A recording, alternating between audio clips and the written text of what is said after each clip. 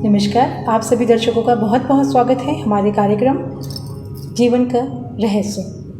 आज हमने विषय लिया है वास्तु। आज हम पंडित जी से जानेंगे कि वास्तु किस प्रकार हमारे मानवीय जीवन पर असर करता है और क्या और कितना फ़र्क करता है। तो पंडित जी हमें बताइए कि वास्तु मतलब कैसे हमारे जीवन पर प्रभाव डालता है। देखिए, वास्तु में हम विभिन्न प्रकार की ऊर्जाओं का अध्ययन करते हैं। जिस प्रकार वास्तु में प्रत्येक डायरेक्शन का अपनी एक अलग ऊर्जा है और अपनी एक अलग फ्रीक्वेंसी है, अपनी एक अलग वाइब्रेशन है। तो वो वाइब्रेशन और वो फ्रीक्वेंसी, वो ऊर्जा का स्तर जो है वो हमको उस वास्तु में, उस मकान के वास्तु में या फैक्ट्री के या दुकान के हमारे कितना अनुकूल आता है वो ऊर्जा और कितनी हमारे प्रतिकूल होती है। तो बहुत वास्तु के संदर्भ में एक बड़ा सिद्धांत जो है वो ये है कि हम वास्तु के अकॉर्डिंग कोई काम करा रहे होते हैं, कोई निर्माण करा रहे होते हैं, तो वो बड़ा सैद्धांतिक रूप से हम कराते हैं कि हमको ये डायरेक्शन है तो ये डायरेक्शन बहुत अच्छी रखनी है, वो डायरेक्शन भी अच्छी रखनी है, और बहुत कुछ हम प्रॉपर उसको वास्तु के अनुसार बनाने का प्रयास करते हैं। लेकिन जब हम प्रॉपर वास्तु के अनुसार उसको बनाते हैं तो वहाँ हम सारी ऊर्जाओं का स्तर जो है वो पूरा उसको 100% कर देते हैं और वो सैद्धांतिक रूप से वास्तु का वही उपयोग है। लेकिन वो कई बार ऐसा हम देखने में आता है कि वास्तु आदमी कराता है और सब कुछ, और वो मकान में जाते ही या दुकान में जाते ही उसको कुछ नुकसान होने शुरू हो जाते हैं। और ऐसा क्यों? तो जब विचार करते हैं तो देखने में आता है कि व्यक्ति का हॉरोस्कोप भी बड़ा महत्वपूर्ण है। तो उसके हॉरोस्कोप के अकॉर्डिंग अब किसी का, मान लो किसी का बुध ग्रह खराब है, अब अगर वास्तु में हम उसके घर में बुध ग्रह बड़ा स्ट्रॉन्ग बना देंगे और बहुत अच्छी बुध ग्रह की ऊर्जा का वहाँ जो है हम प्रविष्ट करा देंगे और बहुत ऊर्जा का स्तर बुध ग्रह का बहुत अच्छा कर देंगे, तो और वो व्यक्ति वहाँ पर रहेगा, तो वो व्यक्ति अब उसको बुध ग्रह उसका खराब है तो उसको बुध ग्रह की एनर्जी से मुक्ति चाहिए। लेकिन उसको उतनी ज़्यादा एनर्जी बुध ग्रह की अगर मिलेगी तो स्वाभाविक रूप से उसको नुकसान होने वाला। तो इसलिए वास्तु की दृष्टि से भी वास्तु भी व्यक्ति का भिन्न भिन्न हो सकता, क्योंकि जब हम देखते हैं कि बोले साउथ का मकान खराब है लेकिन उस पूरी लाइन में सभी साउथ के मकान हैं और उसमें लोग स्वस्थ भी हैं कुछ मकानों में, और कुछ में लोग प्रॉस्पेरस भी हैं और लोग बहुत सुखी हैं, और किसी में यार आपको दुखी भी दिखाई देंगे और अन्य कष्टों से घिरे दिखाई देंगे। अब देखने वाला तो कह दे कि भाई साउथ का मकान ही खराब है, लेकिन जिनके लिए अच्छा है फिर उनके लिए अच्छा क्यों है?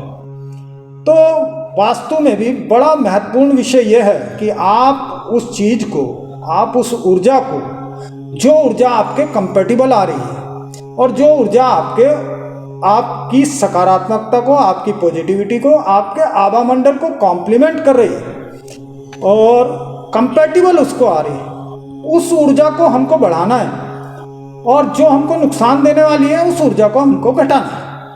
तो वास्तु में भी हम जहाँ पर भी हम हैं उसमें भी छोटे मोटे उपायों के द्वारा कोई बहुत बड़ी सर्जरी की आवश्यकता नहीं है। तो बहुत छोटे मोटे और बहुत सरल और बहुत कम खर्चे में होने वाले ऐसे उपाय हैं जिनके द्वारा हम अपने घर का वास्तु अपने अकॉर्डिंग, मेरे कंपैटिबल जो आ जाए, जो मेरे ऊर्जा स्तर को बढ़ाने में सहायक हो, जो मुझे मानसिक, शारीरिक और इमोशनल स्तर पर मजबूत करने का कार्य करे, ऐसी ऊर्जा का समावेश, ऐसी ऊर्जा का कॉम्बिनेशन हमको वहाँ पर बनाना है। और वो हमारे हॉरोस्कोप के अकॉर्डिंग ही हम बना सकते हैं। अगर सिद्धांत के मुताबिक चलेंगे तो फिर वो बहुत सारी समस्याएं उसमें पैदा होनी शुरू हो जाती हैं। इसलिए रहने वाले का और उसका हॉरोस्कोप भी बड़ा उसमें रोल रखता है। और अगर आप हमसे चाहते हैं तो वास्तु के अनुसार आप अगर एक तस्वीर भी कहीं लगाते हैं तो सब चीज़ों का अपना एक ओरा है, और या आप किसी घर में कोई पेड़ लगाते हैं या पौधा लगाते हैं या इस प्रकार की कोई भी चीज़ आप अपने घर में सजावट के लिए इस्तेमाल करते हैं तो वो भी वास्तु पर प्रभाव डालती है। अच्छा पंडित जी, कुछ दर्शकों के सवाल आते हैं कि भवन निर्माण के समय इतनी जानकारी नहीं होती है कि मतलब वो किस प्रकार अपने भवन का निर्माण करें। ठीक है।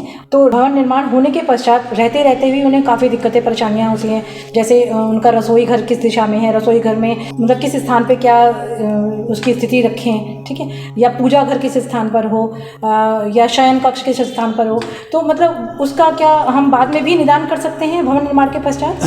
बिल्कुल बिल्कुल, बहुत अच्छा सवाल आपने किया है। तो बहुत छोटी छोटी चीज़ें, छोटे छोटे परिवर्तनों के द्वारा हम उस घर को अपने अनुकूल, वास्तु अनुकूल बनाने का कार्य कर सकते हैं बड़ी आसानी से। और हम इस यंत्र के माध्यम से, जैसे हमने देखा, हम आने वाले एपिसोड में उसका डेमो दिखाने का प्रयास करेंगे दर्शकों को अपने, कि किस प्रकार हम इसके ऑरा स्कैनर जो मशीन है, इसके अंदर हम आपके डीएनए का सैंपल लेकर के, वो सैंपल इसके अंदर डालकर, और हम घर के मुख्य दरवाजे पर खड़े होकर या घर के ब्रह्म स्थान पर, सेंटर के एरिया पर, अगर हम केंद्र स्थान पर खड़े होकर के, और हम सारी दिशाएं और सारी चीज़ें कि कौन सी चीज़ हमको कहाँ पर अनुकूल आ रही है और कहाँ हमको प्रतिकूल आ रही है और किस चीज़ की वजह से हमको दिक्कत हो रही है, वो हम बड़ी आसानी के साथ हम आने वाले एपिसोड में इसको दिखाने का प्रयास करेंगे आपको। तो बड़ी आसानी से हम ये सब जान सकते हैं। पंडित जी, एक प्रश्न और है। आपने कहा कि डीएनए का सैंपल इसमें डाल के आप स्कैनर के माध्यम से दिखाएंगे, तो क्या ये डीएनए सैंपल केवल घर के मुखिया का होना चाहिए या फिर किसी भी सदस्य का हो सकता है? जी देखिए, प्रभाव तो सभी सदस्यों को पड़ता है उस वास्तु का, लेकिन मुखिया के अकॉर्डिंग वो सबसे ज़्यादा प्रभावित करता है। बाकी जो सदस्य हैं वो अपने अपने रूम को, या जहाँ वो ज़्यादा समय व्यतीत करते हैं, वो उस एरिया को मतलब वास्तु अनुसार अपने अकॉर्डिंग वो उतने एरिया को बना सकते हैं। लेकिन मुख्यतः संपूर्ण भवन की अगर बात करें तो वो उसके जो है वो मालिक का ही उसका हॉरोस्कोप के अनुसार बनना चाहिए। पंडित जी, आपका बहुत बहुत शुक्रिया। आज आपने वास्तु के संबंध में इतनी महत्वपूर्ण जानकारी दर्शकों को दी। तो यदि आपको आज की जानकारी अच्छी लगी, आप अपने हमारे इस चैनल को सब्सक्राइब कर सकते हैं। धन्यवाद।